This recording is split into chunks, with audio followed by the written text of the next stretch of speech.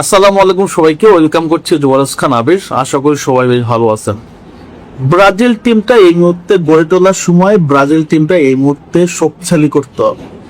তার জন্য ফিফা উইন্ডোতে আমরা চাই যে ব্রাজিল এইবার অন্তত সবচেয়ে সেরা সেরা দলের সাথে খেলুক এবং সেটা খেলে ব্রাজিল টিমটা আরো বেশি শক্তিশালী হোক এবং ব্রাজিল টিমের কিছু প্লেয়ারকে পরিবর্তন করে ব্রাজিল ফুটবল কাঠামোগত শক্তিশালী হোক।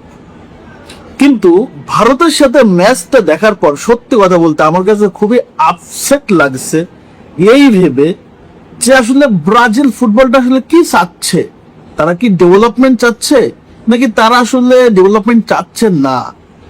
ভারত যারা কিনা বিশ্বকাপ ফুটবলে কোয়ালিফায়ার করতে পারে না তাদের সাথে কেন ব্রাজিলের খেলতে হবে তাদের মাটিতে এসে? দেখেন, ফিফা যে উইন্ডোটা এটা কিন্তু আইসিসির কোনো নিয়ম না যে এই মনে করেন যে সিরিজ গুলো আইসিসি থেকেই মেনটেন্স হয়।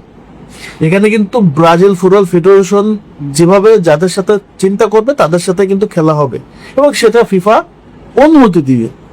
ব্রাজিল কেন ভাই ভারতের সাথে খেলবে? দুটা ম্যাচ খেলবে অস্ট্রেলিয়ার সাথে। বিকজ অস্ট্রেলিয়া ভাই শক্তিশালী দল, তারা বিশ্বকাপে কোয়ালিফায়ার করে নকআউট স্টেজে যায়, রাউন্ড অফ 13 খেলে, ঠিক আছে তাদের সাথে খেলা, ঠিক আছে সমস্যা নাই। বাট ইন্ডিয়ার সাথে ম্যাচটা হওয়ার কথা শুনে বিশ্বাস করেন রাইভাল ভক্তরা অলরেডি মনে করেন যে হাসাহাসি শুরু করছে যে দল আর পাইলো না শেষ পর্যন্ত ইন্ডিয়া। কেন?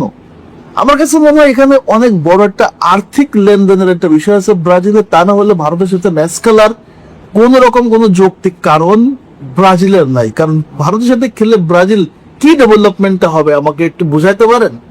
ভারত যারা কিনা বাংলাদেশের সাথে আসলে জিততে পারে না তাদের সাথে খেলবে ব্রাজিল ম্যাচ, সত্যি অবাক হওয়ার মতো বিষয়। তবে হ্যাঁ, ভারত ভক্তদের জন্য একটা সুখের অনুভূতি, আনন্দের অনুভূতি যে তাদের মাঠে ব্রাজিল আসতেছে এবং সেখানে তাদের দেশের সাথেই ব্রাজিল ম্যাচগুলো খেলবে।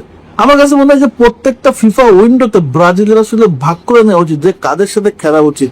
এই ছোটখাটো দলের সাথে খেলে আলটিমেটলি আর যাই হোক বিশ্বকাপের সেরা প্রস্তুতি, কোপা আমেরিকার সেরা প্রস্তুতি হবে না এবং ব্রাজিল আসলে যে কতটা ভালো করতেছে সেটা কিন্তু বোঝা যাবে না। আমি খুবই আসছে ভারতের সাথে ম্যাচ দিয়ে খুবই আসছে। এই ভারত নর্মাল একটা দল, এই দলের সাথে এই দলের না আছে ভালো ডিফেন্স, না আছে ভালো মিডফিল্ড, না আছে অ্যাটাক, না আছে ভালো গোলকিপার।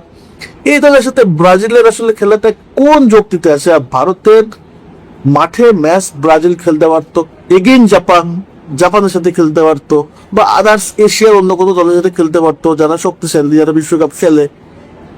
ভারত সত্যি হতাশার একটা ব্যাপার। এই উইন্ডোতে ব্রাজিল সবচেয়ে হতাশার ম্যাচটাই মনে হয় ভারতের সাথে। হোপফুলি আসলে ব্রাজিল এখানে টাকাটা আসলে চিন্তা করতেছে।